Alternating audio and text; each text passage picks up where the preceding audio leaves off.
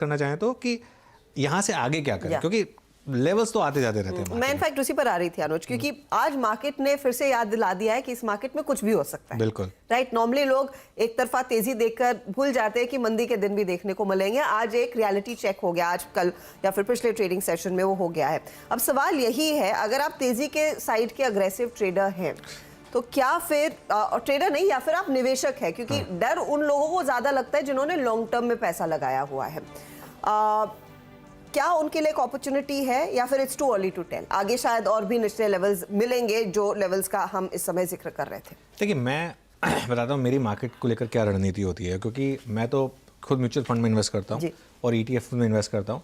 मेरी मार्केट में एक रणनीति होती है हमेशा कि मैं अपनी SIPs को कभी नहीं छेड़ता, लेकिन मार्केट जब भी मुझे एक बड़ा करेक्शन देता है, तो बड़ा करेक्शन मतलब आप 10% मान लें, 6% मान लें, डिसाइड कर लें, उसमें मैं 20% लमसम में ऐड करता हूँ, और उसके बाद मार्केट अगर और गिरता है तो मैं और 20% ऐड करता हूँ, क्योंकि एब्सोल्यूट बॉटम आप कभी नहीं कर पाएंगे। तो आप टुकड़ों में डिसाइड कर लीजिए। मेरे ख्याल से हर्षदा, आज वो दिन है जिसमें आपको पहला टुकड़ा लगा देना चाहिए, क्योंकि आप 200 एक्सपोनेंशियल मूविंग एवरेज पर, 200 सिंपल मूविंग एवरेज के बहुत करीब है।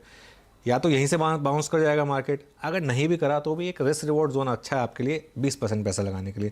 लेकिन पूरा 100% मत लगाइए, 20% ही लगाइए, और 20% का वेट करिए जब मार्केट थोड़ा और आपको डिक्लाइन दिखाए। अब हमारे लिए एक बहुत बड़ा मेक और ब्रेक इवेंट आने वाला है यूनियन बजट का। मेरे ख्याल से यूनियन बजट में अगर कुछ बहुत ज़्यादा नेगेटिव नहीं आया, और क्योंकि हम बहुत ज़्यादा शॉर्ट पोजीशन के साथ जा रहे हैं मार्केट में, और अगर ये 3 अगर हो गए, और अगर ये अदानी वाला इशू ज़्यादा स्नोबॉल नहीं करता एक बड़ी उसमें इशू में, तो मुझे लगता है कि ये एक अनड्यू पैनिक। अच्छा, अब मुझे एक बात बताइए, जैसे मैं सोच रहा था कि ICICI बैंक का 4.5% गिरने का क्या मतलब है? कोई रीज़न नहीं है ICICI बैंक का 4.5% गिरने का। बट लेकिन प्रॉब्लम यही है, और ये हम लगातार डिस्कस कर रहे थे कि ICICI बैंक में कुछ तो बदला था। जब वो इतने अच्छे नंबर के बाद भी गिरा था उस दिन, वो आपका पहला इंडिकेशन था कि ये स्टॉक 200 डे मूविंग एवरेज की तरफ जा रहा है, और आज इसने वो 200 डे मूविंग एवरेज ब्रीच कर दिया। जब मार्केट का leading stock 200 day moving average को एफर्टलेसली ब्रीच कर देता है, तो आप ये मान के चलिए कि मार्केट भी इवेंचुअली करेगा वो, तो Nifty eventually 200 day moving average की तरफ जाएगा। लेकिन इसका मतलब ये नहीं है कि आप उसका वेट करें और तभी खरीदें। अगर आप अच्छी क्वालिटी के स्टॉक्स खरीदना चाहते हैं तो आज एक अच्छा दिन है, थोड़ा सा पैसा उसमें लगा दें, और उसके बाद अगर वो आपको और अच्छे लेवल पे मिलता है तो थोड़ा सा और ऐड कर दें।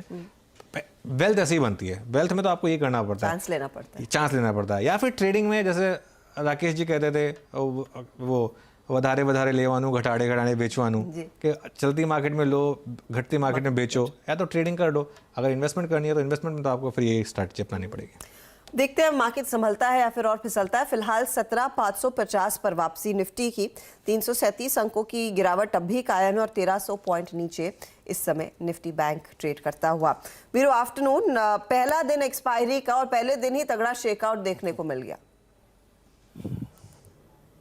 जी हाँ, और ये कुछ ऐसे दुर्लभ सेशंस में से थे दो, हर्षदा, जब आपको, मतलब आप सोच लीजिए कि बुधवार को जब आपने शुरुआत की थी, your above all moving averages, है ना, और अभी दूसरे दिन का अगर आप देखें एक अंश बाकी है और आपने 200 डेमा को वॉलेट कर दिया। तो सारे एवरेजेस से अगर आप देखें 10, 20, 50, 100, 200 है। निफ्टी ने कुछ देर पहले अपना 200 डेमा छुआ, और निफ्टी, मैं एक बात जो बेस बना रहा हूँ अपनी बात का, कि ज़्यादा शॉर्टिंग हर्षदा अब अगर आप पिछले कुछ 2 घंटे का मिजाज देखें तो बैंकिंग स्टॉक फ्यूचर्स में हो रही है, क्योंकि बैंक निफ्टी अभी भी अपने 200 डे एक्सपोनेंशियल मूविंग एवरेज से लगभग 600 पॉइंट दूर खड़ा है। आप पिछले कुछ देर में देखिए जरा HDFC बैंक की शॉर्टिंग, सुबह इसमें शॉर्टिंग नहीं हो रही थी, लेकिन पिछले कुछ समय से मैं विटनेस कर रहा हूं कि HDFC बैंक में काफ़ी शॉर्टिंग हो रही है। आपकी स्क्रीन पर आप देखें 16-17 पे सुबह एक कमज़ोर ओपनिंग के बाद स्टॉक में पुल बैक था, लेकिन हायर लेवल से इसमें काफ़ी शॉर्टिंग हो रही है। मैं आपको आपकी स्क्रीन पे पूरी की पूरी फिगर सकता हूं। On the very first day of series क्या हो रहा है, बैंक्स में HDFC bank, bank of Baroda और स्टेट बैंक ऑफ इंडिया, ये 3 ऐसे स्टॉक फ्यूचर्स हैं जिसमें सबसे स्ट्रॉन्ग शॉर्टिंग है। इनफैक्ट SBI अपने 200 डेमा के नीचे 5 रुपए के फ्रैक्शन से ट्रेड कर रहा है। इन 3 स्टॉक फ्यूचर्स में सबसे ज़्यादा शॉर्टिंग है। सीमेंट में आई थिंक ज़्यादा कहने की बात नहीं है, लेकिन ACC और अंबुजा सबसे बड़ी शॉर्टिंग, ACC में करीब 22% की, 11.7% की अंबुजा सीमेंट्स में। तो बैंकिंग के बाद ये स्पेस, और साथ ही साथ अगर आप मतलब इंफ्रास्ट्रक्चर स्पेस में जाएं जहां पे अदानी स्टॉक्स आते हैं, अदानी एंटरप्राइजेस में 12.2%, अदानी पोर्ट्स में 9%, और एक इंडस टावर, ये एक ऐसा स्टॉक रहा जिसमें करीब 15% की शॉर्टिंग देखी गई है।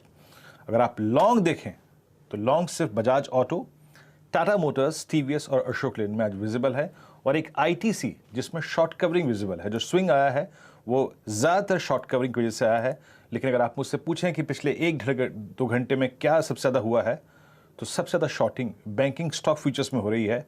और आप देखिए आपके स्क्रीन पर टिक बाय टिक चार्ट्स पे Bank Nifty at day low now Harshada. जी हाँ, डे लो पर इस बार फिर इंडेक्स देखने को मिल रहा है और सेल साइड की पोजीशंस तो